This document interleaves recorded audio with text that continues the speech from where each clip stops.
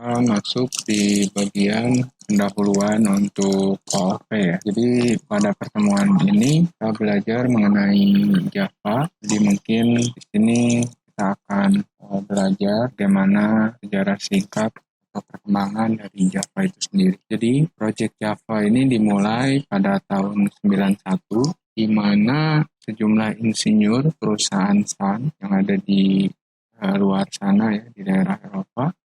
Dia dimotori oleh James Gosling. Dia mempunyai keinginan untuk mendesain sebuah bahasa komputer yang dapat digunakan untuk peralatan konsumen seperti kotak tombol, saluran TV ya. Lalu proyek ini diberi nama Green.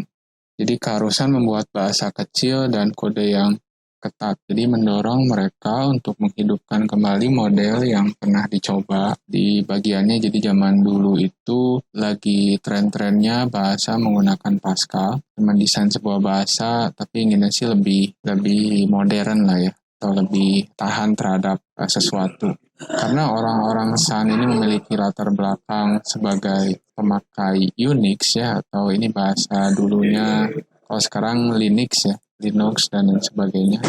Mereka lebih menggunakan C++ sebagai basis bahasa pemrograman. Nah, karena bahasanya juga sebenarnya sudah berorientasi objek ya atau OOP. Jadi di sini mungkin ada perbedaan sedikit antara yang sudah berorientasi objek dan dia masih bahasanya ini masih bahasa yang terstruktur. Jadi kalau bahasa yang terstruktur itu adalah bahasa di mana dia tahu pintu masuknya dan dia tahu pintu keluarnya. Nah, itu bahasa C gitu ya, bahasa VB itu adalah bahasa yang terstruktur dan rapi sekali ya, dari awal sampai akhir itu sangat-sangat rapi ya, dan kebanyakan sih dia hanya di satu file. Jadi biasanya dari 1 sampai ke 1000 baris itu tuh ya udah itu ngoding bahasa C. Nah, sebelumnya lagi ada yang lebih parah itu bahasa Pascal. Pascal itu bahasa yang belum terstruktur. Maksudnya itu ya di mana dia hanya menggunakan prosedur dan function saja. Jadi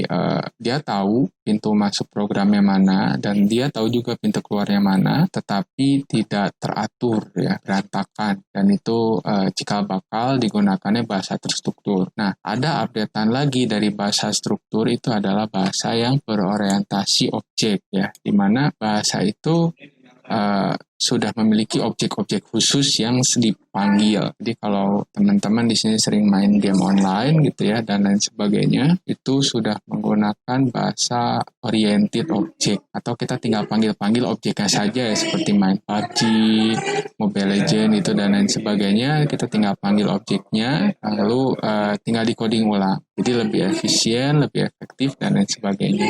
Jadi secara Gosling juga dia mengatakan kalau secara keseluruhan bahasa ini hanyalah sarana, bukan merupakan tujuan akhir. Jadi Gosling memutuskan menyebut bahasa dengan nama ini zaman dulunya ya, diambil dari nama pohon. Nah lanjut, jadi membuat ide baru dari applet juga ya, sehingga mereka membuat browser yang mampu menerjemahkan kode byte. Ini zaman-zaman dulu banget, tetapi masih di perusahaan sana. Kriteria dari plain text Java ini dia sederhana. Jadi kenapa diciptakan Java gitu ya, sederhana. Dan dia object oriented, lalu dia terdistribusi, lalu dia kuat ya, robust. Jadi zaman dulu Java digunakan sampai sekarang pun buat Android karena Java ini kuat ya terhadap virus dan lain sebagainya. Lalu dia arsitektur yang lebih netral dan lebih portable. Kan dimana sekarang Android dan lain sebagainya sudah sifatnya Java. Nah lalu masuk ke kinerjanya yang high performance karena lebih mudah digunakan dan multi-thread nih buat mengurangi komputasi, lalu lebih dinamis. Jadi perbedaan antara dinamis dan statis adalah ketika statis itu ya sudah kita tinggal pakai panggil-panggil dan tidak bisa dirombak bagian dalamnya. Sedangkan dinamis dia bisa dirombak ya bagian bahasanya sehingga lebih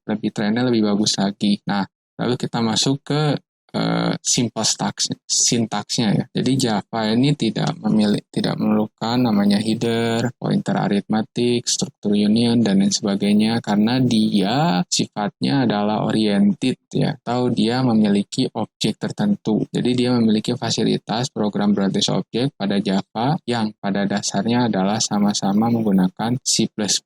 Cuman memang C++ ada kekurangan, dia kurang robust atau kurang kuat. Fitur penggunaan program berbasis objek ini benar-benar sebanding dengan C++-nya. Nah, lalu dia terdistribusi. Jadi tadi ya, distribusi itu dia memiliki library sendiri, ya kan, protokol-protokol TCP dan FTP yang lebih bagus juga. Terus dia lebih robust ya, lebih kuat juga terhadap pengecekan awal gitu ya. Terhadap ininya mungkin Java lebih ini perbedaan antara Java dan C++ atau C. Ini Java memiliki model pointer sendiri yang mengurangi kemungkinan penimpaan atau overwriting. Nah, dia lebih aman, secure juga. Jadi Java ini digunakan pada jaringan terdistribusi ya. Sebelum sampai pada bagian tersebut, penekanan terutama ditujukan pada masalah keamanan. Nah, Java ini memungkinkan suatu program ini bebas virus, sistemnya bebas dari kerusakan ya, dan lebih portable nih. Ukuran filenya juga lebih ini bisa diinterpretasikan, kinerjanya high performance. Nah, bagaimana lebih baik daripada C++? Ya, karena dia bisa ngedeclare variabel, melewati parameter, operator ya, dan lain sebagainya, lebih ini lagi ya. Nah, lanjut, mungkin itu sedikit pengetahuan, pembandingan dan lain sebagainya. Dia memiliki goto ya, memiliki pointer, memiliki alokasi memori sendiri, lalu dia mempunyai tipe data yang rapuh juga ya, yang tidak rapuh soalnya file header dan lain sebagainya. Ya mungkin itu beberapa sejarah gitu ya.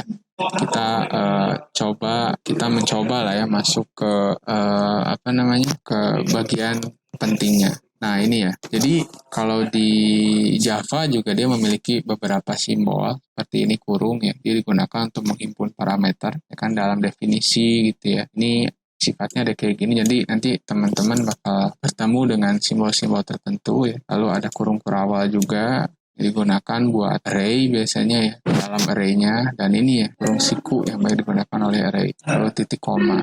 Nah, variabel untuk operator dia bisa plus sama dengan, ini tuh artinya misalnya ya, X tambah Y. X plus sama dengan Y itu bisa diartikan X sama dengan X tambah Y. Kan ini dan lain sebagainya. Ini mod ya, modulation, dan gitu. Jadi penjumlahan masih sama plus, pengurangan itu minus, ya kan? Perkalian ini multiple yang ini ya, buat pembagian ini, dan sisanya adalah modulo. Jadi sisanya operator ya, operator operation ada AND, OR, XOR dan lain sebagainya. Nah, tipe-tipe data itu ada namanya integer ya, ada int itu isinya 4 byte, ada short itu ya, ada long, byte dan lain sebagainya. Lalu ada float point ketika kita ingin memakai koma gitu ya, atau ada double lebih besar daripada float ketika memang banyak digit belakangnya. Lalu ada char ya. Char itu tanda kutip untuk ininya ya, menyatakan karakter.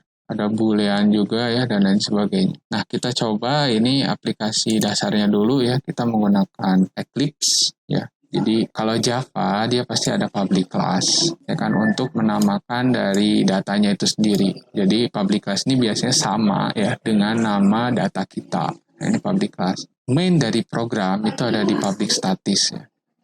Kita keluarkan hello. Oke, mungkin itu penjelasan awal ya mengenai sejarah dan intro dari Java itu sendiri ya. Mungkin segitu pertemuan dari saya. Kita akan lanjutkan lagi di pertemuan kedua ya. Oke, terima kasih.